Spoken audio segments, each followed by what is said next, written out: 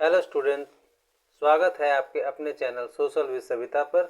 आज की वीडियो में हम करेंगे क्लास 8, सब्जेक्ट है आपका साइंस विज्ञान, annual sample paper practice paper 2025-26 का, जो कि आपका डीओई की तरफ से जारी किया गया है, जो कि एग्जाम को पॉइंट ऑफ व्यू से बहुत ही इंपॉर्टेंट है। आपका मैक्सिमम मार्क्स रहेगा 60 मार्क्स और टाइम आपके पास रहेगा 2.5 घंटे का टाइम रहेगा। इसी में आपको सारे प्रश्न करने हैं। तो आज के पेपर में जब हम सॉल्व करेंगे तो आपको ये आइडिया हो जाएगा कि पेपर में किस तरह से क्वेश्चंस पूछे जाते हैं, उसका आंसर कैसे देना चाहिए, जिससे आपके मैक्सिमम आंसर्स करेक्ट हो, सही फॉर्मेट हो लिखने का उसका। तो चलिए शुरू करते हैं। चैनल पर नए तो चैनल को सब्सक्राइब करें, वीडियो को लाइक करें और अपने दोस्तों में शेयर करना ना भूलें। तो स्टार्ट करते हैं बच्चों।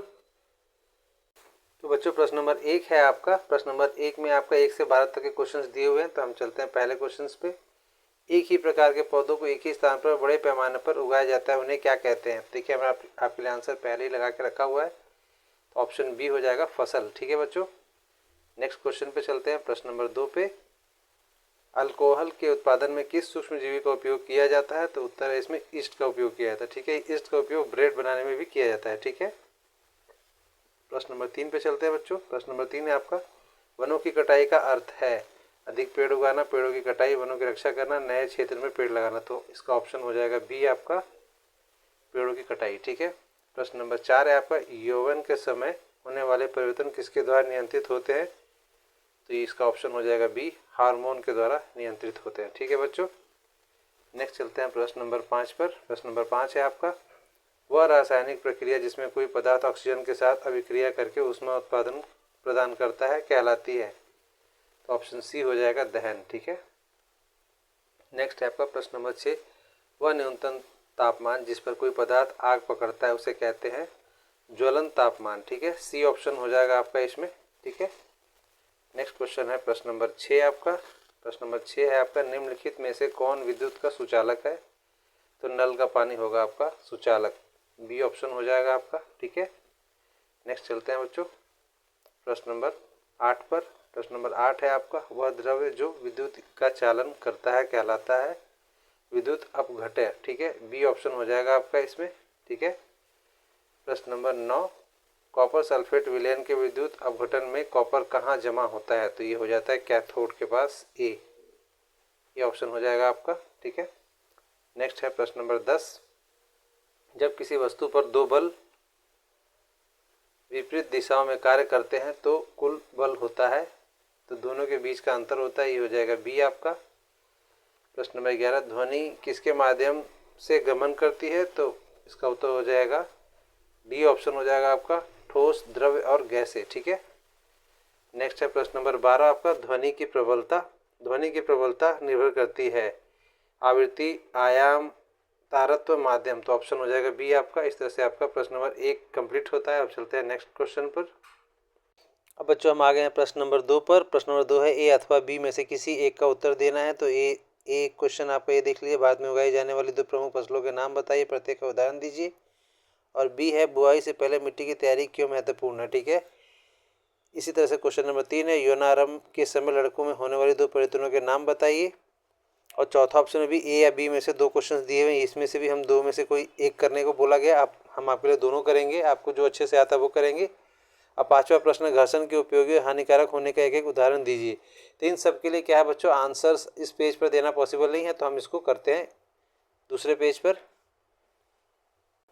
प्रश्न नंबर 2 है बच्चों, भारत में उगाई जाने वाली 2 प्रमुख फसलों के नाम बताइए, प्रत्येक का एक उदाहरण दीजिए। तो उत्तर है, भारत में मुख्य दो प्रकार की फसलें हैं। पहला है खरीफ फसल, उदाहरण के तौर पे धान, चावल, मक्का। ठीक है, और दूसरा है रबी फसल, उदाहरण है गेहूं और चना। ठीक है, अब इसी का दूसरा ऑप्शन है बी, बुआई से पहले मिट्टी की तैयारी क्यों महत्वपूर्ण है? तो उत्तर है, मिट्टी तैयार करने, पोला करने से पौधों की जड़ें गहराई तक जा सकती है और आसानी से सांस ले सकती हैं। दूसरा पॉइंट है, यह मिट्टी में मौजूद पोषक तत्वों को ऊपर लाने में मदद करता है। और तीसरा, यह केंचुओं और सूक्ष्म जीवों की वृद्धि में सहायक है जो ह्यूमस बनाते हैं, जो कि पौधों के लिए बहुत ही पोषक तत्व होता है, उपजाऊ होता है। ठीक है, नेक्स्ट चलते हैं प्रश्न नंबर 3 पर। तो प्रश्न नंबर 3 है आपका, यौनारंभ के समय लड़कों में होने वाली 2 परिवर्तनों के नाम बताइए। तो उत्तर है, आवाज़ का भारी होना, एडम एप्पल का निकलना, दाढ़ी और मूंछों का आना, चेहरे पर बाल उगना। ठीक है बच्चों, इस तरह से आपका प्रश्न नंबर 3 कंप्लीट होता है। अब हम चलते हैं प्रश्न नंबर 4 पर। तो प्रश्न नंबर 4 है, कोक क्या है, इसका क्या उपयोग है, लिखिए। तो उत्तर है, कोक एक कोयले का कठोर संरद्र और काला रूप है। यह कार्बन का लगभग शुद्ध रूप है। उपयोग, इसका उपयोग इस्पात, स्टील के निर्माण और धातुओं के निष्कर्षण में किया जाता है। ठीक है बच्चों, अब चलते हैं इसके अथवा में दूसरे क्वेश्चन पे। प्रश्न नंबर 4 का बी पे चलते हैं। बी है, पेट्रोलियम का निर्माण कैसे हुआ। तो उत्तर है बच्चों, पेट्रोलियम का निर्माण समुद्र में रहने वाले जीवों से हुआ। जब ये जीव मर गए तो उनके शरीर समुद्र के पेंदे में जम गए और रेत तथा मिट्टी के परतों से ढक गए। लाखों वर्षों में हवा की अनुपस्थिति, उच्च तापमान और उच्च दाब ने मृत जीवों को पेट्रोलियम और प्राकृतिक गैस में बदल दिया। इस तरह से पेट्रोलियम का निर्माण हुआ। अब चलते हैं प्रश्न नंबर 5 पर। घर्षण के उपयोगी और हानिकारक होने का एक एक उदाहरण दीजिए। तो उत्तर है, घर्षण हमें जमीन पर चलने और कागज पर लिखने में मदद करता है। हानिकारक है, घर्षण के कारण मशीनों के कलपुर्जे खींच जाते हैं और अनावश्यक ऊष्मा उत्पन्न होती है। ठीक है बच्चों, अब चलते हैं प्रश्न नंबर 6 पर। बच्चों अब आगे हम प्रश्न नंबर 6 पर। प्रश्न नंबर 6 देख लीजिए, ए और बी में से कोई एक करना है जो आपको अच्छे से आता है। एक करना है इसमें से। 7वां है, घर्षण के विभिन्न प्रकार का क्या है, प्रत्येक संक्षेप में समझाइए। इसको भी हम करेंगे। और 8वां प्रश्न, ए और बी में से कोई एक करना है जो आपको बेस्ट अच्छे से आता है। तो यह क्वेश्चन पेपर में इस जगह पे जगह नहीं है, इसलिए हम यहाँ के बजाय आपके दूसरे पेज पे करते हैं इसको। तो चलिए, तो बच्चों प्रश्न नंबर 6 का ए है आपका, प्रत्येक हमारे दैनिक जीवन में सूक्ष्म जीवों के किन्हीं 3 उपयोगों की व्याख्या कीजिए। तो उत्तर है, खाद्य उत्पादन में लैक्टोबैसिलस जीवाणु दूध को दही में बदलता है। ईस्ट का उपयोग ब्रेड और केक बनाने में होता है। ठीक है बच्चों, वाणिज्यिक उपयोग क्या होता है। ईस्ट का उपयोग अल्कोहल और शराब के बड़े पैमाने पर उत्पादन के लिए किया जाता है।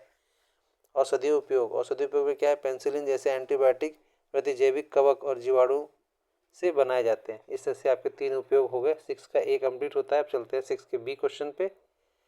6 का बी क्वेश्चन है, एंटीबायोटिक्स का क्या है और 2 उदाहरण बताइए। तो उत्तर है, एंटीबायोटिक प्रतिजैविक ऐसी दवाई जो बीमारी पैदा करने वाले सूक्ष्म जीवों को, मुख्यतः जीवाणुओं को मार देती है या उनकी वृद्धि को रोक देती है। उदाहरण के लिए स्ट्रेप्टोमाइसिन और दूसरा है आपका पेंसिलिन। ठीक है, ये 2 एंटीबायोटिक के नाम है। अब चलते हैं नेक्स्ट क्वेश्चन पे, प्रश्न नंबर 7 पे। प्रश्न नंबर 7 है बच्चों आपका, घर्षण के विभिन्न प्रकार क्या हैं, प्रत्येक को संक्षेप में समझाइए। तो स्थैतिक घर्षण होता है आपका, स्टैटिक फ्रिक्शन, जब वस्तु रुकी होती है और हम उसे गति में लाने का प्रयास करते हैं तब यह कार्य करता है, यह सबसे अधिक होता है। और सर्पिल घर्षण, स्लाइडिंग फ्रिक्शन, जब एक वस्तु दूसरी वस्तु पर सरकती है, यह स्थैतिक घर्षण से कम होता है। और लोटनी घर्षण, रोलिंग फ्रिक्शन, जब एक वस्तु दूसरी वस्तु पर लुढ़कती है, यह सबसे कम होता है। ठीक है बच्चों, इसमें कम फ्रिक्शन लाता है क्योंकि ऑलरेडी इसको लुढ़कने के लिए घर्षण की कम आवश्यकता पड़ती है। ठीक है, अब चलते हैं प्रश्न नंबर 8 पर।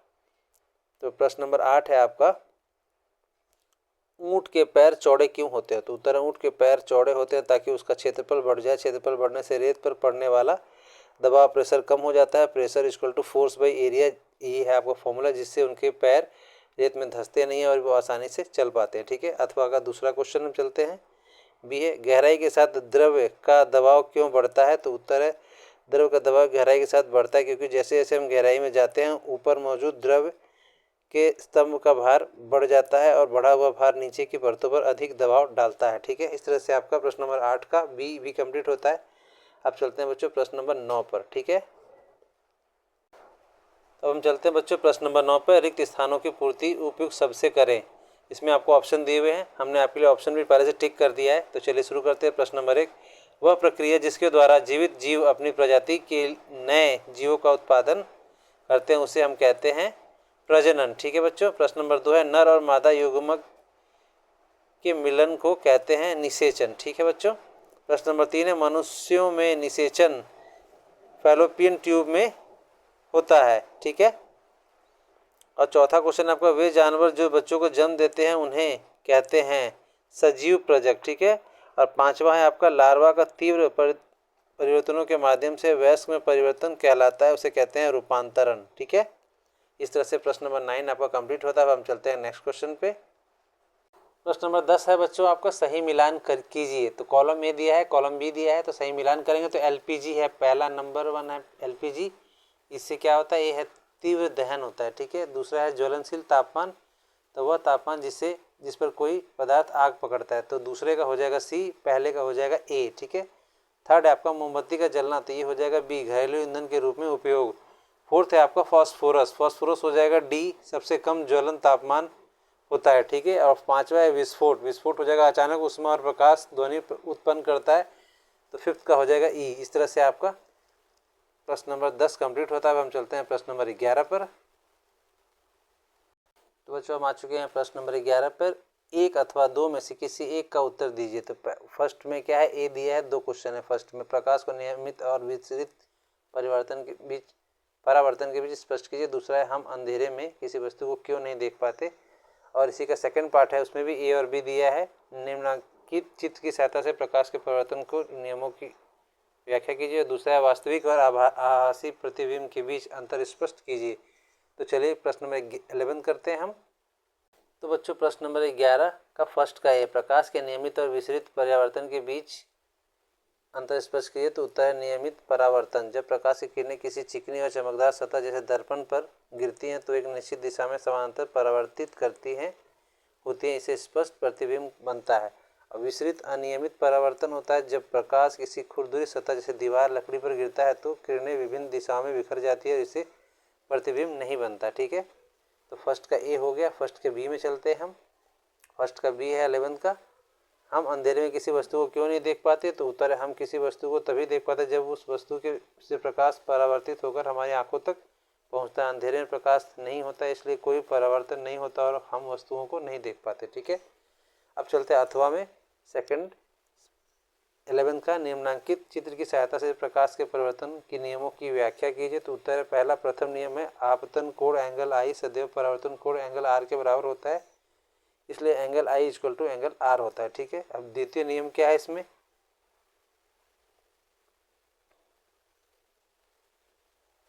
द्वितीय नियम है आपका अपतित किरण, परावर्तित किरण और आपतन बिंदु पर अभिलंब तीनों एक ही तल में होते हैं, इसलिए यहाँ छात्र को समतल दर्पण, अपतित किरण और अपरिवर्तित किरण वाला आरेख बनाना होगा। ठीक है। आपको एक फिगर भी बनाना पड़ेगा यहाँ पर। और क्वेश्चन नंबर बी है आपका, वास्तविक और आभासी प्रतिबिंब के बीच अंतर स्पष्ट कीजिए। तो उत्तर है वास्तविक प्रतिबिंब इस पर्दे पर प्राप्त किया जा सकता है, यह सदैव उल्टा होता है, जैसे सिनेमा स्क्रीन, जैसे हम देखते हैं मूवी देखने जाते हैं वहाँ पर जो पर्दे बने होते हैं। आभासी प्रतिबिंब क्या होता है, इससे पर्दे पर प्राप्त नहीं किया जाता, यह सदैव सीधा होता है, जैसे समतल दर्पण में हमारा चेहरा। ठीक है बच्चों। इस तरह से प्रश्न नंबर 11 कंप्लीट होता है। अब हम चलते हैं प्रश्न नंबर 12 पर। बच्चों हम चलेंगे प्रश्न नंबर 12 पे। प्रश्न नंबर 12 है आपका, वनों को हमारी पृथ्वी के फेफड़े कहा जाता है। ये ऑक्सीजन प्रदान करते हैं, कार्बन डाइऑक्साइड को अवशोषित करते हैं और जल चक्र को बनाए रखते हैं। कृषि, शहरीकरण और लकड़ी की कटाई के कारण वनों की कटाई प्रकृति के संतुलन को बिगाड़ती है। इसके बाद बाढ़, सूखा और जैव विविधता का नुकसान हो सकता है। वनों के संरक्षण के लिए वनीकरण, वन्य जीवन अभयारण्यों और राष्ट्रीय उद्यानों और बायोस्फीयर रिजर्व जैसे संरक्षित क्षेत्रों की स्थापना जैसे उपाय किए जाते हैं। तो पहला प्रश्न है वनों की कटाई क्या है, दूसरा है वनों की कटाई के दो परिणाम बताइए, और सी वाला जो आपका ऑप्शन दिया है, सी अथवा डी में से किसी एक को उत्तर देना है। तो ये है आपका सी क्वेश्चन, भारत में किन्हीं दो संरक्षित क्षेत्रों के नाम बताइए। और डी है आपका वानिकीकरण प्रकृति के संतुलन को बनाए रखने में कैसे मदद करता है। तो इन सब के आंसर हम दूसरे पेज पे करेंगे। तो चलिए शुरू करते हैं। तो हम चलते हैं प्रश्न नंबर 12 पर। प्रश्न नंबर 12 है आपका, वनों पर आधारित प्रश्न आगे। प्रश्न नंबर 1 है, वनों की कटाई क्या है। इस इकाई में हम अम्लीय अपशिष्ट जल को निपटान से पहले सुनिश्चित रूप से सोडियम जैसे धारा के साथ उपचारित किया जाता है। ठीक है। उत्तर है वन भूमि के पेड़ों के बड़े पैमाने पर काटना, उस भूमि का उपयोग अन्य कार्यों जैसे खेती, घर बनाना जैसे करना डिफॉरेस्टेशन कहलाता है। ठीक है। ये हो गया ए आपका। अब चलते हैं नेक्स्ट क्वेश्चन पे। प्रश्न नंबर बी पर चलते हैं। प्रश्न नंबर बी है आपका, वनों की कटाई के दो परिणाम बताइए। तो उत्तर है पृथ्वी के तापमान में वृद्धि, ग्लोबल वार्मिंग, और दूसरा है बाढ़ और सूखे की संभावना का बढ़ना। ठीक है। अब चलते हैं प्रश्न नंबर सी पर, जिसमें से किसी एक में से करना था। भारत में किन्हीं दो संरक्षित क्षेत्रों के नाम बताइए। तो जिम कॉर्बेट राष्ट्रीय उद्यान, काजीरंगा राष्ट्रीय उद्यान। ठीक है। ये दो हैं, आपको जो अच्छे से आता होगा आप उस टाइम पे वो लिखेंगे आप। ठीक है। वनीकरण प्रकृति के संतुलन को बनाए रखने में कैसे मदद करता है। तो वनीकरण, नए पेड़ लगाने से वातावरण में ऑक्सीजन की मात्रा बढ़ती है और कार्बन डाइऑक्साइड जो तापमान बढ़ाती है अवशोषित होती है। ये वर्षा लाने और मिट्टी के कटाव को रोकने में मदद करती है, जिससे प्राकृतिक संतुलन बना रहता है। ठीक है बच्चों। तो प्रश्न नंबर 13 है बच्चों आपको, पेट्रोलियम किस जिसे कच्चा तेल भी कहा जाता है पृथ्वी की गहराई में पाया जाने वाले गहरा तैलीय द्रव्य है। पेट्रोलियम रिफाइनरियों में की जाने वाली रिफाइनिंग नामक प्रक्रिया में इसे विभिन्न उपयोगी उत्पादों में विभाजित किया जाता है। इनमें से कुछ उत्पाद पेट्रोल, डीजल, केरोसिन, चिकनाई तेल, पैराफिन, मोम और एलपीजी भी है। इन्हें पेट्रोलियम उत्पाद कहा जाता है और दैनिक जीवन में प्रत्येक का अलग अलग उपयोग होता है। इसके रिलेटेड आपको बच्चों 4 क्वेश्चंस दिए गए हैं। यहाँ पे स्पेस नहीं है तो हम इन क्वेश्चंस को आपके लिए दूसरे पेज पर करेंगे। तो चलिए हम उस पर चलते हैं बच्चों। हम आगे प्रश्न नंबर 13 पर, पेट्रोलियम पर आधारित प्रश्न। पहला है, पेट्रोलियम को सामान्यतः किस नाम से जाना जाता है? तो उसको कहा जाता है काला सोना, ब्लैक गोल्ड या कच्चा तेल, क्रूड ऑयल। ठीक है। प्रश्न नंबर 2 है, पेट्रोलियम का रिफाइनिंग क्या है? तो उत्तर, पेट्रोलियम से इसके विभिन्न घटकों जैसे पेट्रोल, डीजल, केरोसिन आदि को अलग करने की प्रक्रिया को रिफाइनिंग परिशोधन कहते हैं। ठीक है। इसमें से आपका ए एंड बी हो गया 13 का। अब चलते हैं सी एंड डी में। ठीक है। सी और डी में से कोई एक करना है, लेकिन हमने आपके लिए दोनों कर दिए। किन्हीं 2 पेट्रोलियम उत्पादों के नाम और उनके उपयोग बताइए। तो पहला पेट्रोल आपका मोटर ईंधन और शुष्क धुलाई ड्राई क्लीनिंग के लिए विलायक होता है। एलपीजी घरों और उद्योगों में ईंधन के रूप में इस्तेमाल करते हैं। ठीक है। और अब चलते हैं डी क्वेश्चन पे। क्वेश्चन डी है आपका, पेट्रोलियम उत्पादों का बुद्धिमानी से उपयोग करना क्यों महत्वपूर्ण है? तो उत्तर है क्योंकि पेट्रोलियम एक अनवीनीकरण संसाधन है, एग्जॉस्टिबल रिसोर्स है। इसके बनने में लाखों वर्ष लगते हैं और इसके भंडार सीमित हैं। साथ ही इसके जलने से प्रदूषण भी होता है। ठीक है। इस तरह से आपका ये कंप्लीट होता है। प्रश्न नंबर 14 है बच्चों आपका, अरुण ने आसुत जल से भरकर बीकर में एक बैटरी और एक बल्ब और ग्रेफाइट इलेक्ट्रोड जोड़े। उसने देखा कि बल्ब नहीं चमक रहा था। तब उसने अम्ल की कुछ बूंदें डाली तो बल्ब मंद रूप से चमकने लगा। तो पहला क्वेश्चन है, आसुत जल में बल्ब क्यों नहीं चमका? और दूसरा, अम्ल डालने के बाद बल्ब क्यों चमकने लगा? और आपका सी ऑप्शन है। सी और डी में से कोई एक जो आपको अच्छे से आता है वो करेंगे। सी क्वेश्चन है, यह प्रयोग शुद्ध और अशुद्ध जल के बारे में क्या दर्शाता है? और दूसरा है, किन्हीं 2 द्रवों के नाम होते हैं जो चालक की तरह कार्य करते हैं। तो चलते हैं इसके आंसर पर बच्चों। तो बच्चों ये है आपका प्रश्न नंबर 14, विद्युत धारा के प्रभाव पर आधारित प्रश्न है आपका। आसुत जल में बल्ब क्यों नहीं चमका? तो उत्तर है क्योंकि आसुत जल डिस्टिल वाटर लवणों से मुक्त होता है, विद्युत का कुचालक होता है, इंसुलेटर होता है, इसलिए परिपथ पूरा नहीं हुआ। दूसरा है, अम्ल डालने के बाद बल्ब क्यों चमकने लगा? तो उत्तर है, अम्ल डालने से पानी में आयन उत्पन्न हो गए, जिससे पानी विद्युत का सुचालक कंडक्टर बन गया और धारा प्रवाहित होने लगी। ठीक है बच्चों। क्वेश्चन सी और डी में से कोई एक करना है आपको। यह प्रयोग शुद्ध अशुद्ध जल के बारे में क्या दर्शाता है? तो उत्तर है, यह दर्शाता है कि शुद्ध जल अशुद्ध जल विद्युत का चालन नहीं करता, जबकि अशुद्ध जल लवण या अम्ल मिश्रित विद्युत का चालन करता है। ठीक है। और अथवा में चलते हैं डी क्वेश्चन में, किन्हीं 2 द्रवों के नाम होते हैं जो चालक की तरह कार्य करते हैं। तो पहला है नींबू का रस, लेमन जूस, और दूसरा है नल का पानी, टैप वाटर या सिरका। ठीक है। अब चलते बच्चों प्रश्न नंबर 15 पर। रवि ने देखा कि जब उसने एक खींची हुई रबर बैंड को बजाया तो उसमें एक ध्वनि उत्पन्न हुई। उसने यह भी देखा कि ध्वनि उत्पन्न करते समय बैंड कंपन कर रहा था। उसने यही बात ट्यूनिंग फोर्स के साथ दोहराई और पाया कि उसमें भी कंपन हो रहा था। उसके शिक्षक ने समझाया कि कंपन किसी वस्तु को आगे पीछे होने से गति और ध्वनि उत्पन्न होने से मुख्य कारण है। ठीक है। इसी से रिलेटेड 4 क्वेश्चंस आपको दिए गए हैं। ये इन क्वेश्चन को हम चलिए करते हैं। ठीक है।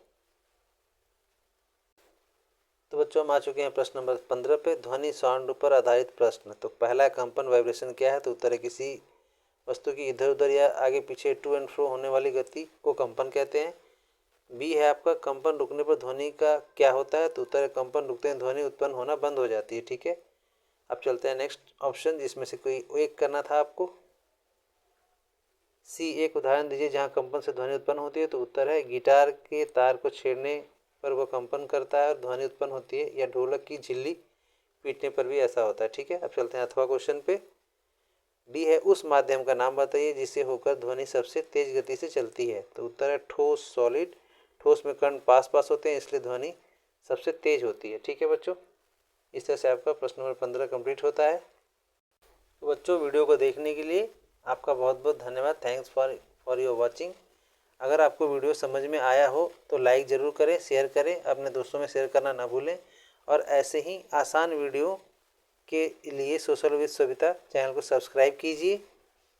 मिलते हैं अगले वीडियो में एक नए टॉपिक के साथ, एक नए सैम्पल पेपर के साथ। तब तक के लिए धन्यवाद। नमस्कार। जय हिंद।